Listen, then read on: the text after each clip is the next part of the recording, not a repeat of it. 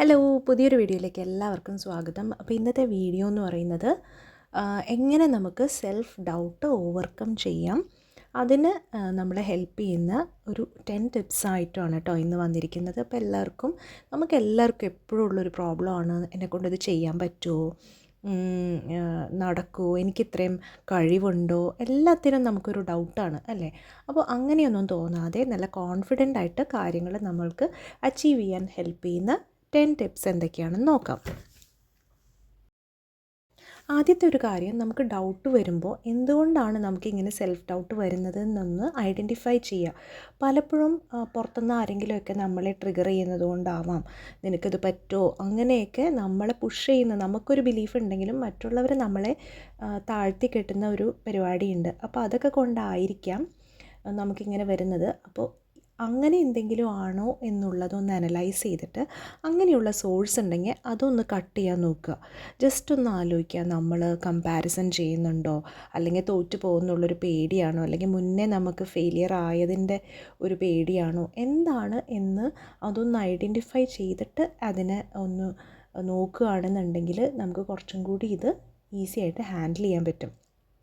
പലപ്പോഴും നമുക്ക് നമ്മുടെ വീട് ഓർഗനൈസ് ചെയ്ത് ക്ലിയറായിട്ട് നല്ല ഭംഗിയിലൊക്കെ എടുക്കാത്തതിൻ്റെ ഒരു ബുദ്ധിമുട്ട് നമുക്ക് തോന്നും. പലപ്പോഴും നമ്മളുടെ അത്യാവശ്യം നല്ലത് തന്നെയായിരിക്കും, പക്ഷെ നമ്മൾ മറ്റുള്ളവരായിട്ട് കമ്പയർ ചെയ്യും. ചിലപ്പോൾ പിൻട്രസ്റ്റിലെ പിക്ചേഴ്സായിട്ട് കമ്പയർ ചെയ്യും, അല്ലെങ്കിൽ ആരെങ്കിലും പുറത്തുനിന്ന് വന്നിട്ട് ഒരു കമൻറ്റ് പറയും. അപ്പം ആക്ച്വലി ഇല്ലാത്ത പ്രശ്നം ഉണ്ടാക്കിയെടുക്കുന്നതായിരിക്കും ഈ സെൽഫ് ഡൗട്ട് എന്ന് പറയുന്നത്. അപ്പോൾ ഒരിക്കലും ഇപ്പോൾ കുട്ടികളുള്ള വീടൊന്നും ഒരിക്കലും പിക്ചർ പെർഫെക്റ്റ് ആയിട്ട് ഇടാൻ പറ്റില്ലല്ലോ. അപ്പോൾ ഒരിക്കലും നമ്മളങ്ങനെ ഡൗട്ട് അടിച്ച് നിൽക്കണ്ട. നമ്മുടെ ബെസ്റ്റ് ചെയ്ത് കഴിഞ്ഞാൽ പിന്നെ ഡൗട്ടിൻ്റെ ഒന്നും ഒരു ആവശ്യമില്ല. ജസ്റ്റ് നമുക്ക് സമാധാനമായിട്ട് സന്തോഷമായിട്ട് ഇരിക്കാൻ പറ്റുന്നൊരു സ്പേസാണ് നമ്മുടെ വീട്. അല്ലാതെ മാഗസിനിൽ നമുക്ക് ഫോട്ടോ അച്ചടിച്ച് കാണിക്കേണ്ട ഒരു സ്പേസ് അല്ല. അപ്പോൾ അതാദ്യം മനസ്സിലാക്കിയിട്ട് നമ്മൾ ചെയ്യുക. അതുപോലെ വേറെ എന്ത് കാര്യമാണെങ്കിലും എന്താണ് അതിൻ്റെ റൂട്ട് കോസ് എന്ന് മനസ്സിലാക്കിയിട്ട് അത് സോൾവ് ചെയ്യാൻ വേണ്ടി ശ്രമിക്കുക. സെക്കൻഡ് പോയിൻ്റാണ് challenge negative thoughts. Negative thoughts വന്നു കഴിഞ്ഞാൽ നമുക്ക് എപ്പോഴും ഒരു ഡൗട്ട് വരും അല്ലേ. ഈ നെഗറ്റീവ് തോട്ട്സ് വരുന്നത് നമ്മൾ ഒന്ന് അവെയറായിട്ടിരിക്കുക. ഇപ്പോൾ ഞാൻ തോറ്റു പോവുകയാണല്ലോ, അങ്ങനെയുള്ള തോട്ട്സൊക്കെ വരുവാണെങ്കിൽ അതിനെ കട്ട് ചെയ്തിട്ട്, നമ്മൾ മനസ്സിൽ തന്നെ അതിനെ കട്ട് ചെയ്തിട്ട്, ഇല്ല ഞാൻ പഠിച്ചുകൊണ്ടിരിക്കുകയാണ്, അല്ലെങ്കിൽ ഞാൻ എൻ്റെ ബെസ്റ്റാണ് കൊടുക്കുന്നത്, അങ്ങനത്തെ ടോക്ക് വെച്ചിട്ട് ഈ നെഗറ്റീവ് തോട്ട്സിനെ റീപ്ലേസ് ചെയ്യണം. ഇത് പ്രാക്ടീസ് ചെയ്ത് വരുമ്പോൾ നമ്മുടെ മൈൻഡിന് നല്ലൊരു ബെറ്റർ കൺട്രോൾ കിട്ടും നെഗറ്റീവ് തോട്ട്സിനെ ഹാൻഡിൽ ചെയ്യാൻ വേണ്ടിയിട്ട്. ഇപ്പോൾ നമുക്ക് പലപ്പോഴും നമ്മൾ ഫുഡ് ഉണ്ടാക്കിയിട്ട് ശരിയാവുന്നില്ല, ആർക്കും ഇഷ്ടമാവുന്നില്ല, അപ്പോൾ നമുക്കൊരു വിഷമം വരും അല്ലേ.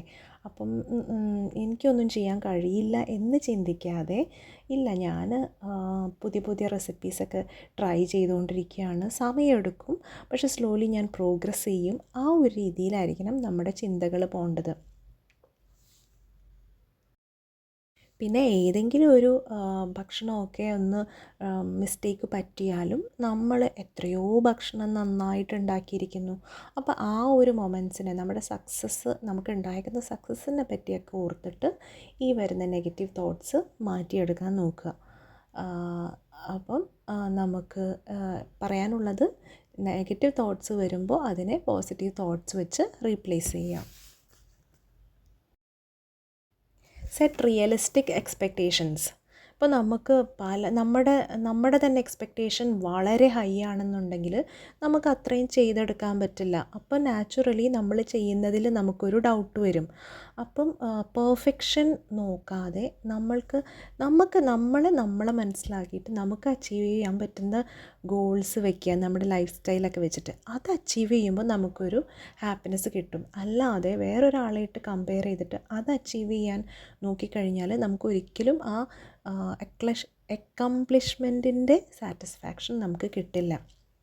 അപ്പം നമ്മൾ ഒരിക്കലിപ്പോൾ ഒറ്റ ദിവസം കൊണ്ട് വീട് ഫുൾ ക്ലീൻ ചെയ്തെടുത്ത് അങ്ങോട്ട് പിക്ചർ പെർഫെക്റ്റ് ആക്കാൻ ശ്രമിക്കാതെ, നമുക്ക് ചിലപ്പം അങ്ങനെ ചെയ്തു വരുമ്പോൾ നമ്മളങ്ങ് ടയേർഡായി പോകും. അപ്പം നമ്മുടെ സാഹചര്യവും നമ്മുടെ വീടിൻ്റെ വലിപ്പവും നമുക്ക് ഉള്ള ഹെൽപ്പും നമ്മുടെ ആരോഗ്യവും ഒക്കെ നോക്കിയിട്ട് വേണം നമ്മൾ ക്ലീനിങ്ങിന് വേണ്ടി നിൽക്കാൻ. അപ്പം അങ്ങനെ സാധിക്കില്ല എന്നുണ്ടെങ്കിൽ നമ്മൾ എന്ത് ചെയ്യുക, മൺഡേ ഒരു ടാസ്ക് വയ്ക്കുക, ട്യൂസ്ഡേ വേറൊരു ടാസ്ക് വയ്ക്കുക, അങ്ങനെ ഒരു റൗണ്ട് ഒരു വീക്ക് കഴിയുമ്പോഴത്തേനും നമ്മുടെ വീട് പയ്യെ ക്ലീൻ ആവും. അപ്പം എപ്പോഴും നമ്മൾ എക്സ്പെക്റ്റേഷൻസ് കൊടുക്കുന്നത് റിയലിസ്റ്റിക് ആവാൻ വേണ്ടി നോക്കുക. Celebrate small wins. ചെറിയ ചെറിയ കാര്യങ്ങളാണെങ്കിലും നമ്മളത് അച്ചീവ് ചെയ്യുമ്പോൾ നമുക്കൊരു എന്താ പറയുക, ഒരു എന്തെങ്കിലും ഒരു കാര്യം നമുക്ക് തന്നെ ഗിഫ്റ്റ് ചെയ്യാം. അതൊരു ചെറിയ കാര്യമായാലും കുഴപ്പമില്ല, പക്ഷെ അത് കിട്ടുമ്പോൾ നമുക്കൊരു സാറ്റിസ്ഫാക്ഷൻ കിട്ടും. ഇപ്പോൾ നമ്മൾ ഒന്നില്ലെങ്കിൽ നമ്മളൊരു വാർഡ്രോബ് ഓർഗനൈസ് ചെയ്ത് കഴിഞ്ഞാൽ നമ്മളതിൻ്റെ ഫോട്ടോ എടുത്തിട്ട് റിലേറ്റ് ചെയ്യാൻ പറ്റുന്ന നമ്മുടെ ഒരു ഫ്രണ്ട്സിന് ആർക്കെങ്കിലും അയച്ചു കൊടുക്കുക. അതല്ലെങ്കിൽ നമ്മൾ കുറച്ചധികം നേരം ചെയ്ത് കുറേ പണികളൊക്കെ ചെയ്ത് കഴിഞ്ഞാൽ നമുക്ക് റിലാക്സ് ചെയ്യാൻ പറ്റുന്ന എന്തെങ്കിലും ഒരു ആക്ടിവിറ്റി ചെയ്യുക. നല്ലൊരു ചായ കുടിക്കുന്നതോ അല്ലെങ്കിൽ നമുക്കിഷ്ടമുള്ളൊരു ഷോ കാണുന്നതോ, അങ്ങനെ നമുക്കൊരു ഹാപ്പിനെസ് കിട്ടുന്ന ഒരു കാര്യം കൂടി ഇതിൻ്റെ ഇടയിൽ ഒരു ഗിഫ്റ്റ് പോലെ കൊടുക്കുക. അപ്പം നമുക്ക് തന്നെ ഒരു സാറ്റിസ്ഫാക്ഷൻ കിട്ടും. Learn from failures. എവിടെ വളർച്ചയുണ്ടോ അവിടെ ഒരു ഫെയിലിയർ എന്തായാലും ഉണ്ടാവും, അല്ലേ? നമ്മൾ തെറ്റ് ചെയ്ത് അല്ലെങ്കിൽ മിസ്റ്റേക്സ് ഉണ്ടാക്കിയാണ് പഠിക്കുന്നത്. ആ മിസ്റ്റേക്സ് ഉണ്ടാക്കുന്നതിനെ സെൽഫ് ക്രിട്ടിസൈസ് ചെയ്യാതെ അതിനെ ഒരു ലേണിംഗ് ഓപ്പർച്യൂണിറ്റി ആയിട്ട് കണക്കാക്കുക. എന്തും നമ്മൾ ചിലപ്പോൾ തെറ്റിച്ചല്ലേ പഠിച്ചെടുക്കുക. അപ്പോൾ എന്താണ് തെറ്റ് പറ്റിയതെന്ന് ജസ്റ്റ് ഒന്ന് റിഫ്ലക്റ്റ് ചെയ്തിട്ട് എവിടെ നമുക്ക് ഇമ്പ്രൂവ്മെൻറ്റ് വരുത്താം എന്നൊന്ന് മനസ്സിലാക്കുക. ഓരോ മിസ്റ്റേക്ക് ചെയ്യുമ്പോഴും നമ്മൾ പെർഫെക്ഷനിലേക്ക് അടുത്തുകൊണ്ടിരിക്കുകയാണെന്ന് മനസ്സിലാക്കുക.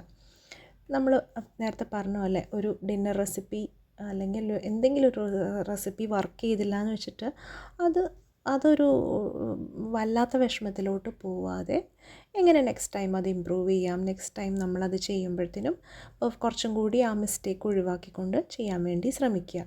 പിന്നെയും ഡൗട്ട് അടിച്ച് നിൽക്കേണ്ട കാര്യമൊന്നുമില്ല. Surround your self with positivity. നമ്മുടെ ചുറ്റിനുമുള്ള ആൾക്കാരും എൻവയോൺമെൻറ്റും എല്ലാം നമ്മുടെ മനസ്സിനെ ഇൻഫ്ലുവൻസ് ചെയ്യും. അപ്പോൾ കൂടുതലും നമ്മളെ എൻകറേജ് ചെയ്യുന്ന, അപ്ലിഫ്റ്റ് ചെയ്യുന്ന, നമ്മളോട് പോസിറ്റീവായിട്ട് സംസാരിക്കുന്ന ആളുകളുമായിട്ട് ഇടപെടാൻ വേണ്ടി ശ്രദ്ധിക്കുക. അങ്ങനെ വരുമ്പോഴത്തേനും നമുക്ക് ഈ സെൽഫ് ഡൗട്ടും നമുക്ക് പറ്റുമോ എന്നുള്ളൊരു ഫീലിംഗ് ഒന്നും ഉണ്ടാവില്ല. അവർ നമുക്ക് കൂടുതൽ കോൺഫിഡൻസ് പകർന്നു തരും.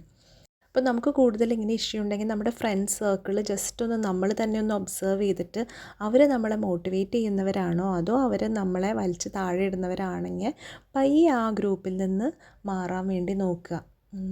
ആ നെഗറ്റിവിറ്റി അധികം എടുക്കാതെ. അടുത്ത പോയിൻ്റാണ് പ്രാക്ടീസ് സെൽഫ് കമ്പാഷൻ.